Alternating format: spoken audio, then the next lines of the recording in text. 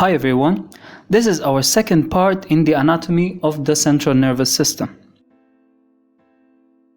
In this video, we look at the basal ganglia and the diencephalon. And we are starting with the first segment of this video about the basal ganglia. As we mentioned in our first video, the cerebrum is composed of an outer layer of gray matter called the cerebral cortex and a layer of white matter, and we find the basal ganglia within the white matter of the cerebrum.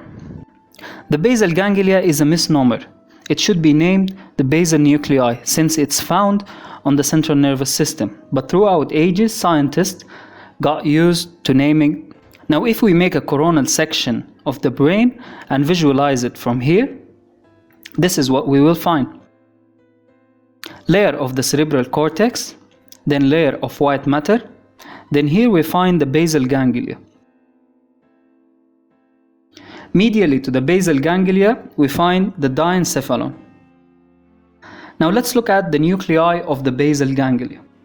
First off, the upper nuclei of the basal ganglia called the caudate nucleus. The caudate nucleus is a C-shaped nuclei bending backwards and forwards, and on its end there is its tail called the amygdaloid body or the amygdala. This would be the amygdala.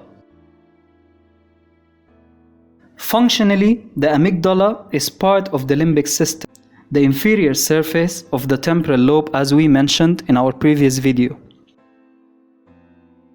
Then we have these triangular looking like nuclei composed of Globus Pallidus situated medially, and it is divided into internal and external Globus Pallidus.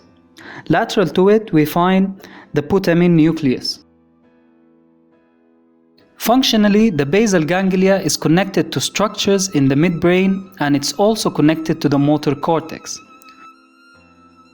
Now, functions of the basal ganglia: it contributes to the initiation of voluntary movement. It also contributes to the planning and programming of voluntary movement. It is responsible for subconscious movements like swinging your arms while walking or facial expressions and so on. These are called subconscious movement. The basal ganglia also helps in maintaining the posture and tone of the muscles of the body. Now that we are done with the basal ganglia, let's look at the diencephalon. The diencephalon is situated in the center of the two cerebral hemispheres. It is regarded as the base, sitting on top of the brainstem. Lateral to the diencephalon we found the basal ganglia. The diencephalon is composed of two thalamic nuclei, those two baseballs sitting on top of the brainstem. Anteriorly we find the hypothalamus, and posteriorly we find the epithalamus. The epithalamus contains a mysterious gland called the pineal gland. The pineal gland is inhibited by light and stimulated by dark through a connection with the second cranial nerve called the optic nerve. When stimulated, it releases a hormone-like substance called the melatonin, which promotes tiredness and sleepiness. So it's a sleep inducer, contributing to the circadian rhythm, or we could call it the wakefulness and sleepiness cycle. Since it is stimulated by dark, it becomes active during meditation and prayer when closing your eyes, and it secretes a psychoactive substance called DMT. But this area is still under research and there are a lot of question marks around it. Then let's look at the thalamus. The thalamus is the door that fibers have to knock before getting into or leaving the cerebral cortex. So it acts as a gateway for the cerebral cortex. Here we are going to talk about some of the important connections of the thalamus. First off, the basal ganglia connects to the thalamus before reaching the motor cortex. All sensory fibers carrying signals from all over the body except for the olfaction, which is carried by the first cranial nerve, connects with the thalamus before reaching the sensory cortex. Also, we have fibers coming from the reticular formation. And the reticular formation is a group of nuclei scattered all around the brainstem. They pass by the thalamus before reaching different parts of the cerebral cortex. And their function is to promote wakefulness. In other words, they are responsible for consciousness in the human being. And also we have fibers carrying signals of memory and emotions are also connected to the thalamus, and it's a complex type of connection that we will discuss in later videos.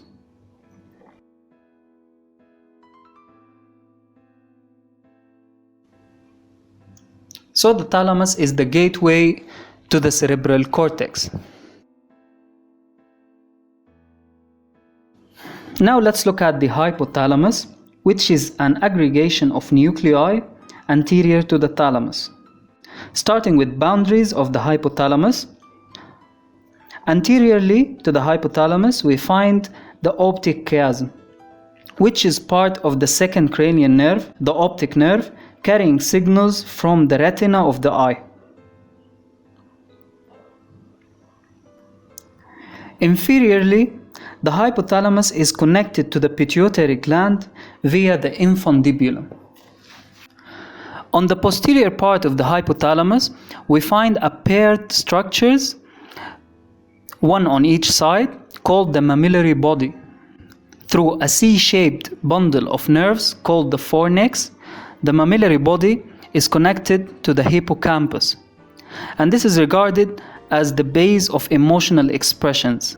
And here you see the relationship between emotions, especially bad ones, with memory. Now, functions of the hypothalamus would be: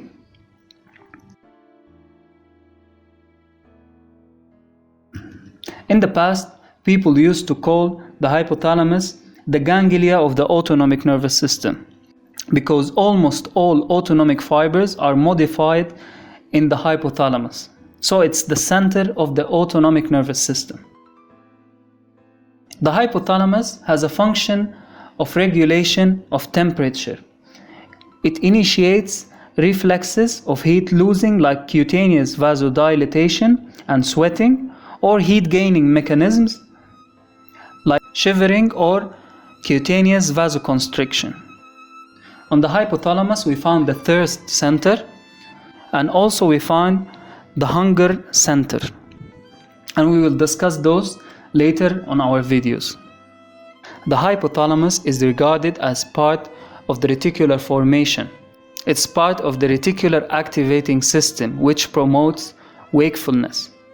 The hypothalamus also is part of the limbic system. It has two centers, one for pleasure and one for protective mechanisms like fear and rage. So it's also regarded as part of the limbic system. And we will have a separate video on the limbic system, so don't worry about it for now. The hypothalamus also have a neuroendocrine functions through its connections with the pituitary gland.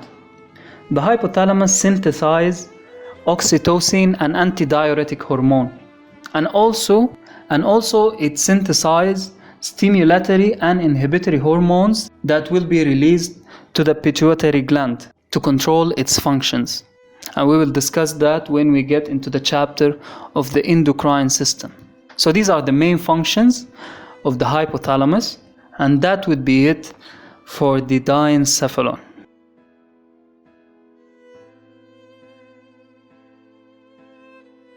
Now, before we end up with this video, I just want to make an important note about the structure called the internal capsule. The internal capsule is a small area containing the vast majority of fibers coming into or leaving the cerebral cortex. The internal capsule is the area between the diencephalon and the basal ganglia. Now, if we make a transverse section of the brain to visualize it, this would be the corpus callosum connecting the two brain hemispheres. Here is our lateral and third ventricles. This would be the frontal lobe anteriorly, and posteriorly the occipital lobe. And here we find the thalamus and nuclei of the basal ganglia.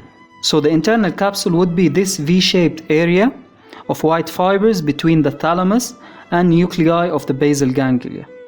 The internal capsule is composed of anterior limb, a genu, and a posterior limb.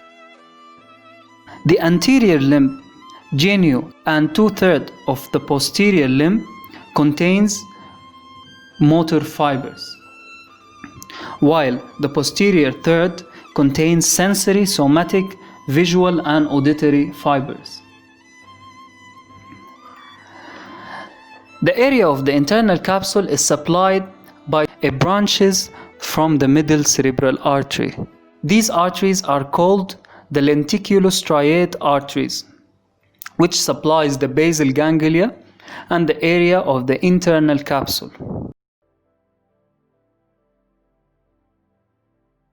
And this is so important to know because when there is a thrombosis that is preventing blood from reaching to the lenticulostriate arteries and will cause a massive damage on the internal capsule. And this will result in a major neurological dysfunction on the other side of the body, which we will discuss later on our videos. So that was the important note I wanted to discuss before moving into the third part of our videos.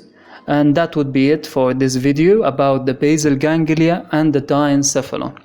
So thanks everyone for watching, and we meet again on our third part of the anatomy of the nervous system.